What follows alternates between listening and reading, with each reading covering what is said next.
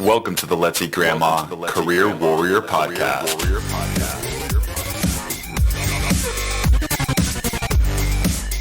All right, welcome to the 51st episode of the Let's Eat Grandma Career Warrior Podcast, where our goal is not only to help you land your dream job, but to help you live your best life. Today we have an episode about not settling as an older job seeker. How do you define older? Well, it's entirely up to you as to what you define as old, and this even may be influenced by your industry or what positions you're applying for. I once worked with a job seeker applying for entry-level tech positions who said he was having trouble with discrimination, and the man was in his 30s. So I specifically don't want to isolate anyone here by focusing on an age group. The intended purpose of this episode is to serve those who feel like they run the risk of being undervalued as they age and gain more experience. Let's also talk about what it means to not settle. In this context, I mean two things. Number one, not choosing jobs that undervalue you as a professional. The second thing I mean, not allowing yourself to shortchange your potential in your job search, being the best version of yourself. That's a really important thing that's important to this podcast and something I just wanted to make sure we discuss. Today, I brought on Dave Watts, who specializes in job strategies for older workers to find meaningful employment. He's the host of the Redundancy podcast, which has a solid listener base all over the world, including the US, Australia, Japan, and the UK. He's helped many people in this area, and I could not have picked a better person to come and do a show like this. So let's make your life even more fulfilling with our 51st episode of the Career Warrior Podcast.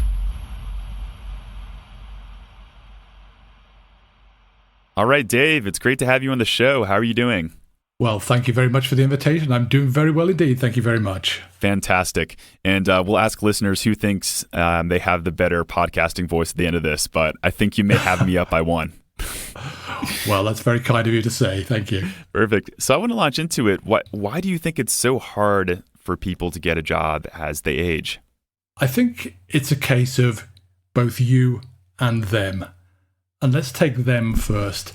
From my experience, HR and recruiters are conflating potential with youthfulness, if I could put it like that. Sure. And what they do is they assume that potential and performance share a sort of a natural negative correlation with age. Sure. For example, older people will find it more difficult to relate to younger workers or have a younger boss.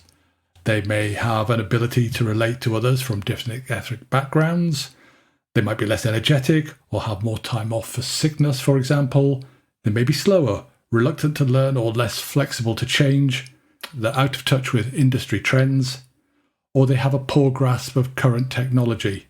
Now, there's no evidence for this, as far as I could tell, to support these stereotypes. Sure. In fact, all the evidence suggests the opposite is true, but nonetheless, there are these stereotypes amongst recruiters and the HR supporters of them. It's tough, and we're going to cover discrimination as an older job seeker and how to actually deal with it using some strategy.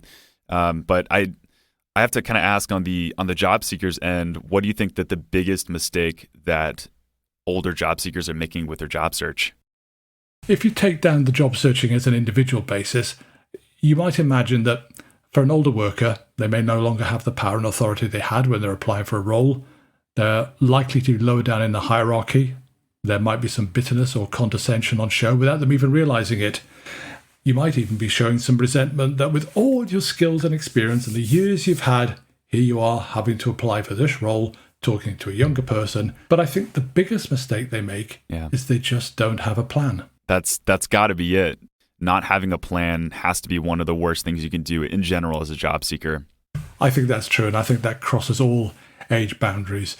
Now, I understand a lot of older workers may not have had to apply for a job for many, many years. For example, I was working with a group yesterday, and one of the guys there in his mid-50s says, well, I've never applied for a job. I started in this company in England, and I've been there all my life. I wouldn't know what to do if I had to apply for another job. And he's talking about an organisation that's in financial trouble and looking at a potential redundancy in 12 months' time. So that would put him in a difficult position. But if you don't have those skills, if you don't even have a plan, you are going to be thrashing out and really not working in a directed manner.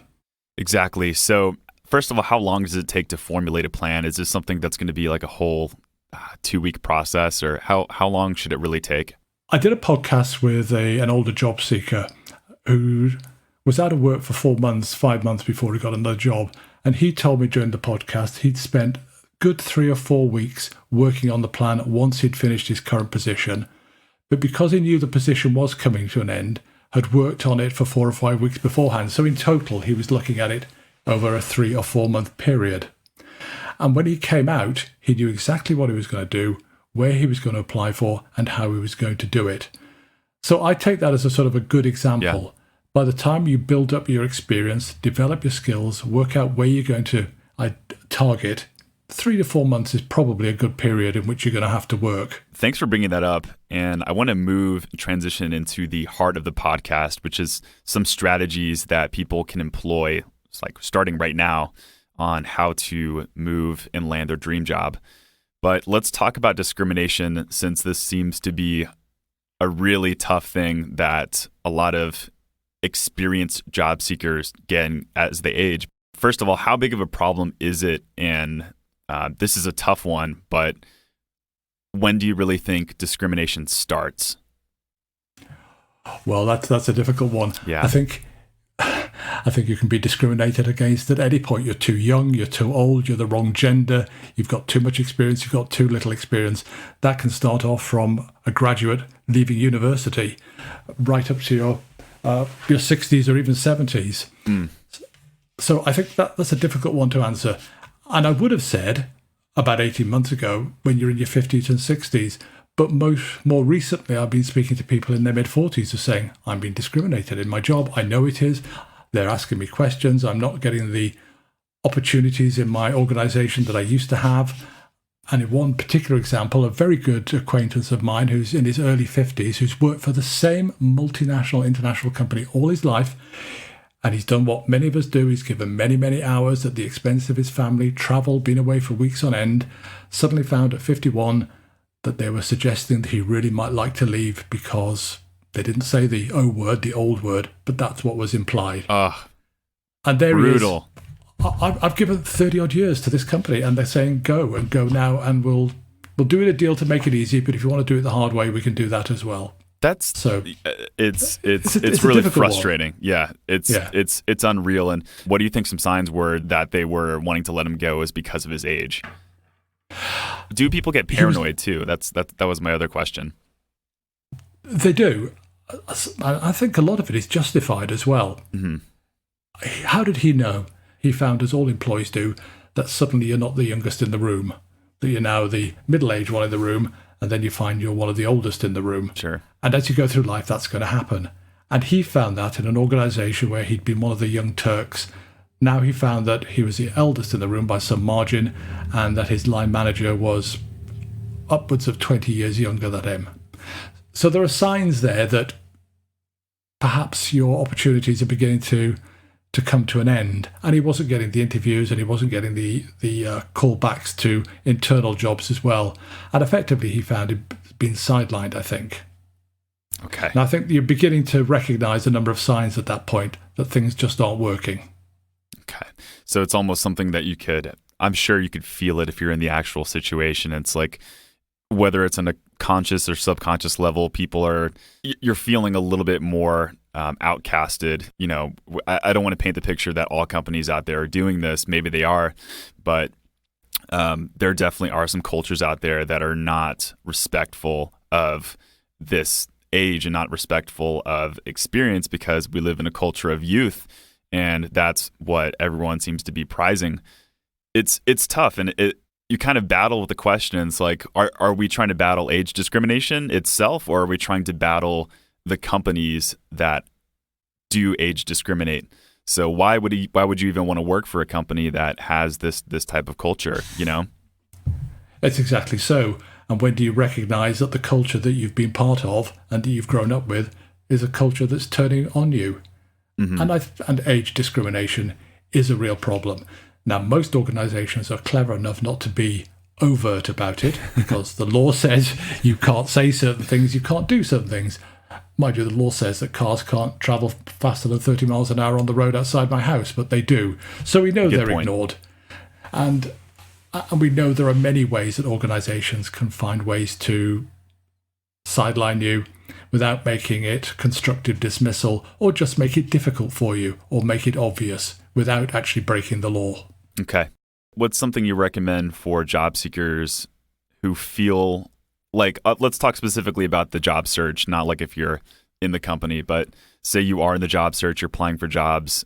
What are some strategies and battle techniques for these people to avoid age discrimination or even fight it?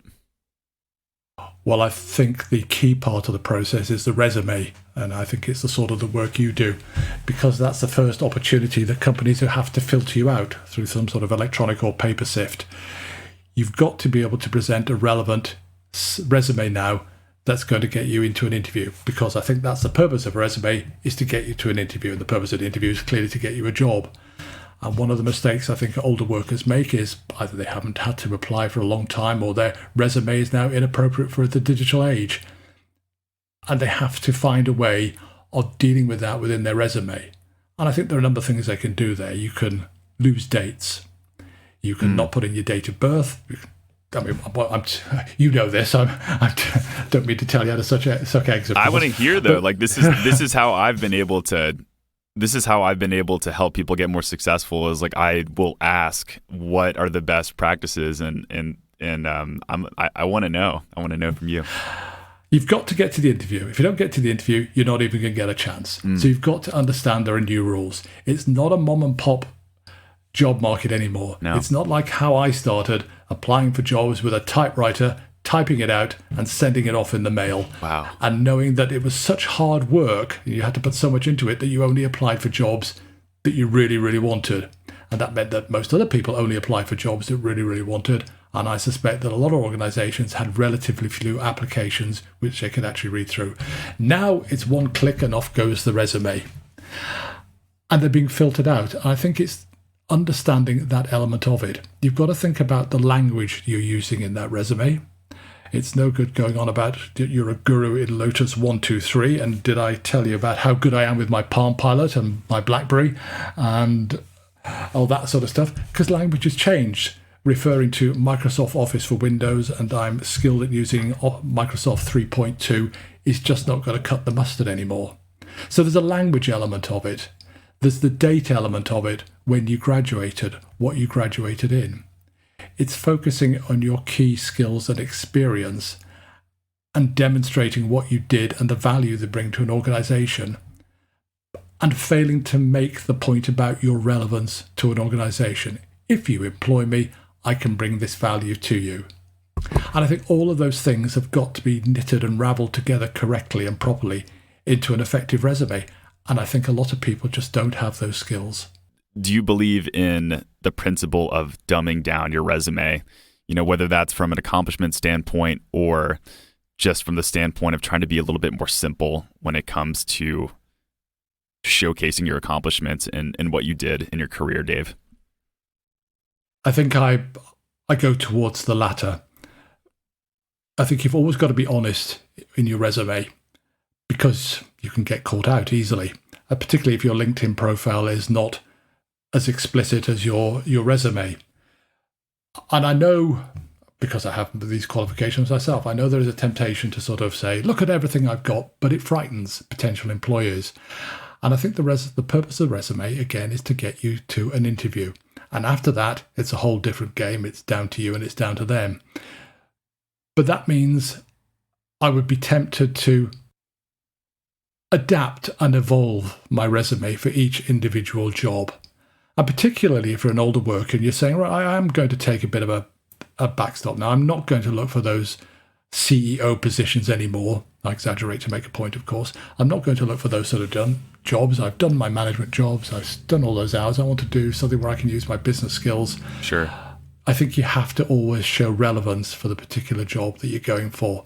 And if that means leaving out some items, then I think that's appropriate. You can always discuss it later. You can always discuss it in an interview and talk about the skills that you can bring and the things that you have put in, but you don't want to frighten people off.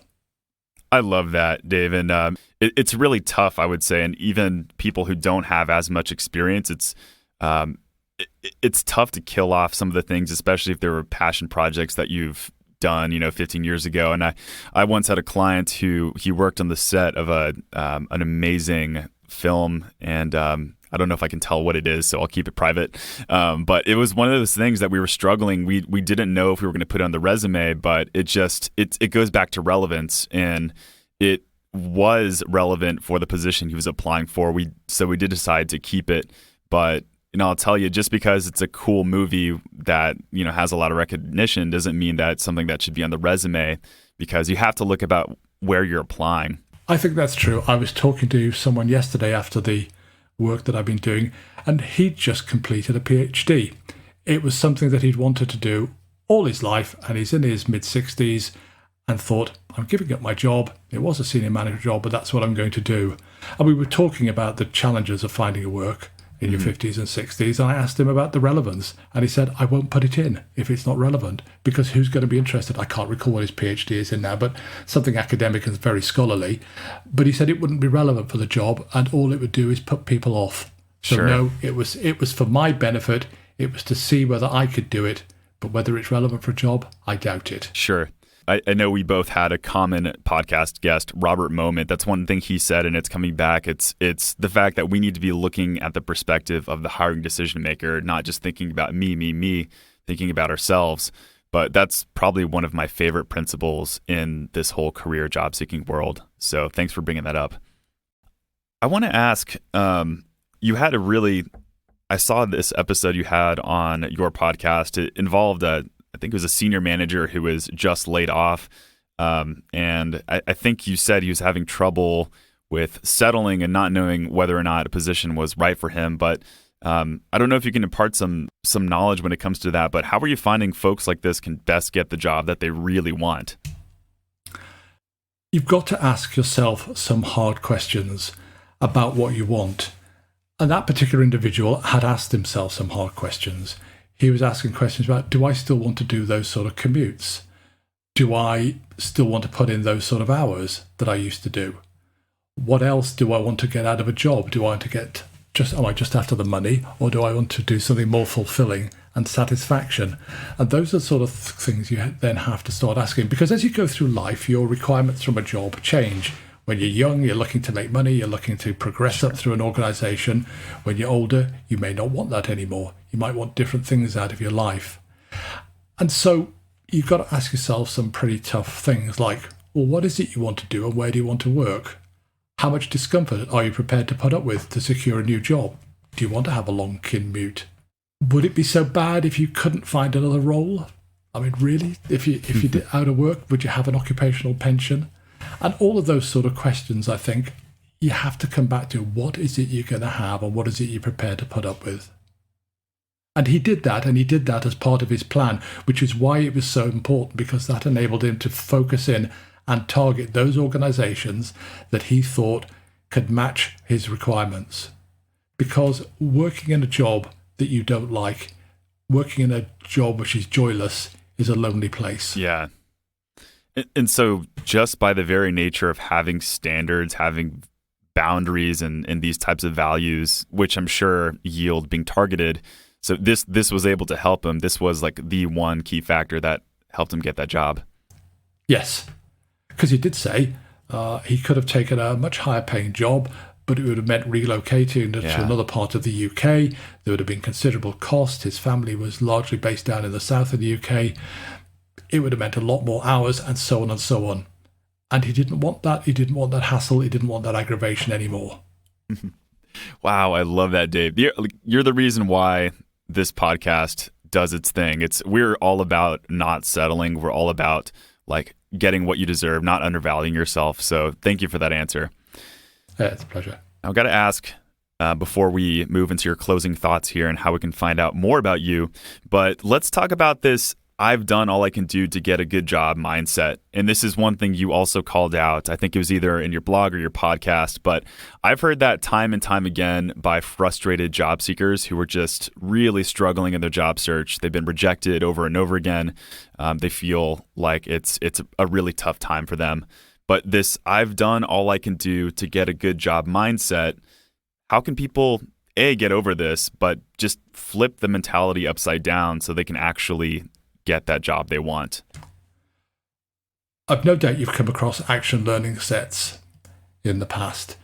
And this is something that was developed in the 1960s and is fairly common in a lot of organizations. It's basically where a small number of people from a wide business sector, and often the public sector, get the opportunity to really talk about a business-related problem. But what they do is you set a challenge. But that challenge is not to find an instant solution. And you'll have come across the word being a satisficer.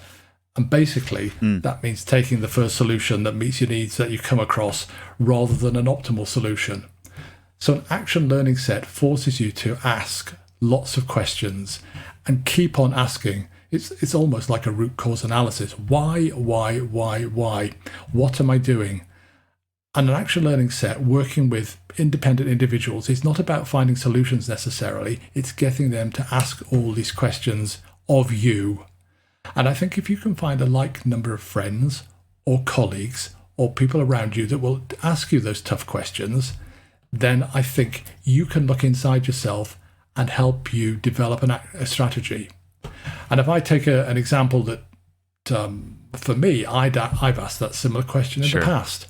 I thought I was pretty sophisticated, knew what to do, knew the market, and yet going through an action learning set and going through working with these 5 or 6 people, I realized that in terms of my digital online search and my digital brand was suboptimal. And I had to do some more work on my LinkedIn profile. I love your LinkedIn profile, by the way. Oh, well, thank you. And that's a direct result of the action learning set, because the guys I was with who were, I don't know whether it's relevant, a lot longer with me, are saying, you have to get that right. It's not talking about you. It's not talking about your skills. This is what you need to do. And there, I'm sitting there thinking, but I thought I knew this, but I didn't. And I took that on board. And they were right, because they pushed me for 25 minutes to talk about my challenge, which is job seeking, to talk about the things I've been doing, but not to go to the solution. And that's the important bit. Push for the understanding first. And then perhaps in the last 5 or 10 minutes, suggest things that you might actually want to do and the things that you might want to change. So I changed my banner. I altered my LinkedIn URL. I altered my profile. I've posted and written articles. I've changed pictures and I've added commentary. I've started working on a YouTube channel. All of that, they suggested I do. That is amazing and probably my favorite thing I've heard today. And I've liked all of it so far, but this especially because this appeals to my curious mindset. This appeals to my thirst or hunger for the truth and answers, and it's very analytical. And it's also, like I said, going back to it, humility and understanding that, first of all, it's not you as a person. It's not like no one's perfect, first of all. And also the fact that just because someone is not accepting you for a job doesn't mean that it's you personally. They're not, they're not knocking on your personality or your spirit or your soul or your humanity. Really it's just probably a job search strategy thing or something that you can do to fix that. So probably the best thing that we can wrap up with here, and I appreciate that. So before we go and hear a little bit more about you, do you have any final words of advice for job seekers who are a little bit more wiser, experienced, and older? What would that piece of advice be? I'd wrap it up, I think, into 3 elements. And it's going back to have a plan. Don't be a satisficer, taking the first available solution. Find the optimal one. Plan, adapt, evolve, and change. And if as we've just discussed, if you think you're doing everything you can to find a job, you're almost certainly not. Keep yourself relevant. You've got to update, renew, and refresh your skills and learn new ones. Remain, and I love your phrase, you've got to remain professionally curious and keep that sense of lifelong learning. And my final element is never, ever give up. Well, David Watts, you've been a fantastic guest here. How can we find out more about you? And let's just hear about your podcast. I'm excited to get into that myself. Well, the podcast came about because, unfortunately, during my career, it's a bit like snakes and ladders. I have been made redundant 6 times now. For the first 5 times, I was able to get back to a reasonably senior position relatively quickly. But the sixth time, when I was made redundant in my early 60s, it became much more difficult. And that's where I started thinking, well, I'm going to share the challenges about what I've learned and what went well, and also the mistakes I've made with as many people as I can, because I'm sure that a lot of other people are in the same boat as I am. And it seems to be because I have an international audience. And as you said at the beginning, I've got people listening to me from South America across to the Far East. So it's clearly international. But if people want to get hold of me, they can get hold of me via my LinkedIn profile or via my Twitter account @RedundancyPcast or via my blog, Coping with Redundancy in Your 50s and 60s. But I'd love to hear from them. I'd love to hear their stories. And I'd love to hear from people who've been successful despite all of the problems and the trials and tribulations in finding a new job as they get older, and to share it with others. Perfect. And as I always do, I will drop the links of those items at the bottom of the description. So if anyone's driving or anything like that, they can just come home, park, and then pull up those links on the iTunes or whatever platform they're listening to. So that's perfect. Anything else you'd like to add, Dave? It's been a real pleasure talking to you. Can we please not have a vote on who's got the best podcast vote? A voice, rather. It's just different, though. It's you and I have okay. So you have the wonderful English accent, and I don't know what my accent is. Maybe you can tell me, but it's just different. And I think the contrast in our voices it's a nice compliment to each other, and I think it sounds good. So. Yes, it does. I think that's worked very well, and I do appreciate the opportunity to come and talk to you. Thank you very much. Cool. All right, Dave, you take care. And this wraps up the 51st episode of the Career Warrior Podcast. Such a pleasure to have you all listening to us, and can't thank you enough for your loyalty and support. Make sure to share us a friendly review. Let us know what you thought about this episode, and we can't wait to see you next time. And for more on your job search, make sure to check out letseatgrandma.com. That's where you can find our blog, where we post the podcast show notes and so many more articles that will help you in your job search. You can also check out our resume services if you are interested in getting your resume professionally reworked. And please make sure to show us some love by jumping onto iTunes and leaving us a rating. The support from my fellow warriors will show the world how great this podcast is and help other people in their job search. Pay it forward. Thanks, guys, for being true warriors, and thank you for tuning in. I'll see you next week.